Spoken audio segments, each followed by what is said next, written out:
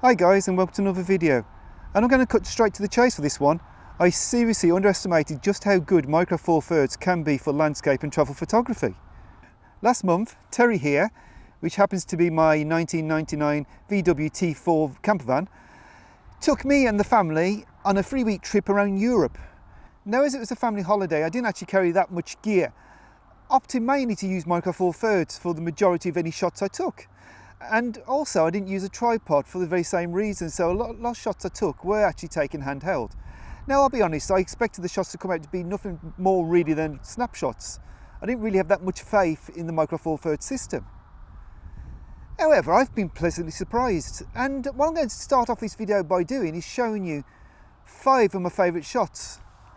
I'm going to start off with the raw versions and then show you the processed versions. So I'll just put my glasses on so I can see what I'm actually doing. And first up is a raw version of it's a church near where we camped in Switzerland. So that's the unprocessed shot. So it's nice golden hour light, but as you can see from the raw file, it's a little bit flat. But the actual final conversion, I was actually really pleased with it. I thought it held up nicely. Next up was a mid-morning scene. So it was basically, the light was a little bit harsh, which meant really the shadow detail was lost, and I didn't really have that much hope for able to pulling it back. But again, when I processed it, I found I could actually get quite a lot of information from these Micro Four Thirds files, whilst, and this is the most important thing, keeping them looking realistic. Now, we did do a hike up to a glacier, and it was quite a strenuous hike, and as you can see, the storm clouds were coming in. Again, that's the unprocessed shot. But with a bit of minor processing, I managed again to get a fair bit of detail out of it and to produce a shot, which again I was really pleased with. Now the next one's a little bit special. This was a walk up to sort of around the foothills of the Matterhorn in Switzerland. And as you can see from the clip on the screen at the moment, the weather was a little bit wild and this was a storm coming in. Now, as you can see on the right hand side, the highlights are pretty much blowing out, so I did underexpose the shot. I really didn't have much hope to pull much back on this. But actually, as you can see from the final shot, I was really pleased with the final result of what I managed to get. And I think this is a lovely mono, and yeah, it sort of did restore my faith. Now, interesting point here, I was using the G100. The G100 is not weather sealed. Obviously, I did get wet taking the shot, but the camera was fine. I just wiped it off straight after. So yeah, don't be too scared about using your camera in the rain. Just make sure you keep it dried off as soon as possible. And finally, this one was a real revelation. This was in Italy. ISO 3200. It was an 1/8 of a second. And basically, I sort of tried to rest it on a post as best as I could, but it wasn't very good. So really I was having to rely on the image stabilization of the lens to try and sort out any camera shake. Now, as you probably know, the G100 doesn't have IBIS, and really I could have really benefited from that. But anyway, I expected this to be as noisy as anything and to really not be any good.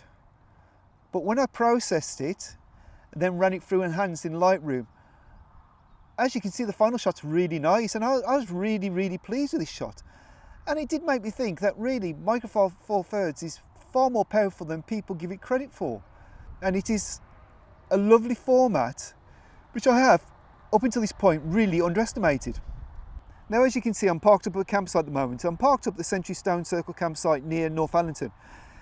And this is a campsite I've been visiting every month because I'm doing a big drone job, filming the new Tees pipeline that's been placed roughly between Barnard Castle and Darlington. And what I'm doing is every month I'm flying the drone and I'm filming the length of the actual route and actually sort of taking footage and taking still shots as well. Now, you probably think this is of no relevance. Well, actually it is, because obviously the drone I'm using has a Micro Four Thirds sensor. So perhaps I shouldn't be that surprised that Micro Four Thirds can be more than capable as long as you get that exposure right. But I think the question I've got in my mind is how does it compare to full frame?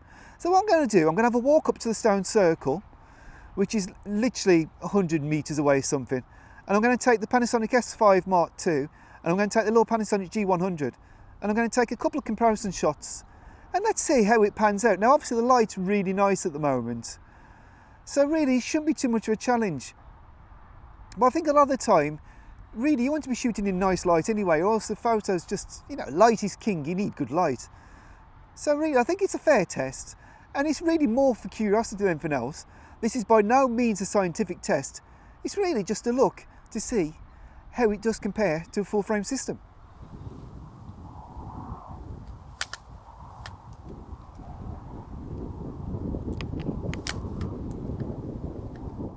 So this is going to be a super unscientific test.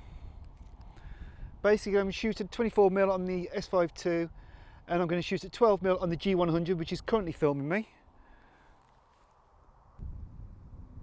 It's actually a nice little stone circle this is. It's a modern day stone circle. I think it was built around 2020, that sort of time.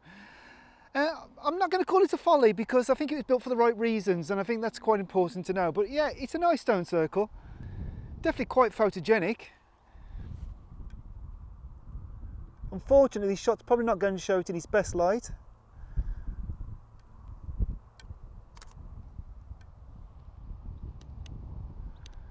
Right, so 2 second self timer, f14, ISO 100, 100th of a second. And I'll take the shot now. And now I'm going to swap over to you. So I'll put the G100 on here, take the shot again, and then I'm going to put the two shots up.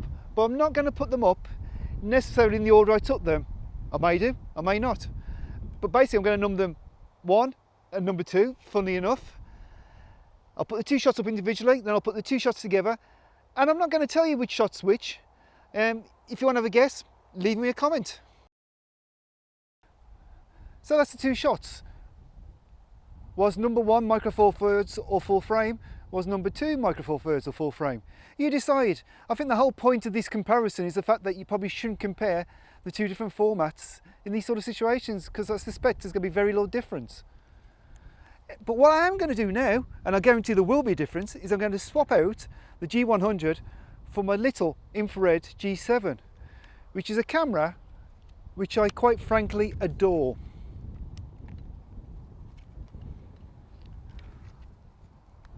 Unfortunately at the moment I only have one micro four thirds lens, so it's getting shared between the two of them. But I am pleased to say that this lens is remarkably infrared safe, and we'll have a look how basically the same composition works in infrared.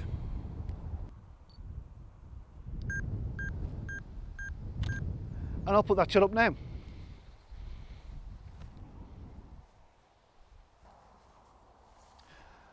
I do love this little camera. Again, I used it a lot in Europe. I got some photos I was really pleased with. And I think for me, again, another micro four thirds revelation was the fact that I could have this, the G100. Okay, I had to share the lens, which was a bit of a faff on. But to be able to have this nice small compact package that really fit into any bag, and to swap between infrared and normal was brilliant. And you know, again, I underestimated micro four thirds. I underestimated just how convenient it is to have small bodies and small lenses, because you can get small full frame bodies, but you can't get small full frame lenses particularly, at least not with the versatility that you'll get with these. So yeah, I love this camera, and I've loved using the G100. So for me, I did really underestimate micro four thirds. Now I think the point of this video is not to go comparing micro four thirds to full frame, because I think the reality is that if you start pixel peeping, full frame's going to win probably every time. But in real world use, you know, if you're showing your photos online, you're not going to tell the difference, I don't think, particularly between the two. And I suspect even printed at normal sizes, you're not really going to see that much of a difference. And there's a lot to be said for having a small compact camera that you will actually take with you, as opposed to having a bigger full frame that you will leave at home. But this is not a comparison between full frame and micro four thirds. This video is really just about the fact that how I underestimated how convenient micro four thirds is. And also I underestimated how good the image quality actually can be. And I've really enjoyed the photos I got from my family holiday with it. And for me, that's really what it's all about. So I'm not suggesting you go and buy one or the other. I'm just saying I underestimated it. And I'm looking forward to using Micro Four Thirds alongside full frame in the future. Anyway guys, thank you for watching. I hope you've enjoyed this video. If you have, please do give it a thumbs up and maybe subscribe to the channel if you haven't. And I'll see you again soon for another one. Thanks for watching.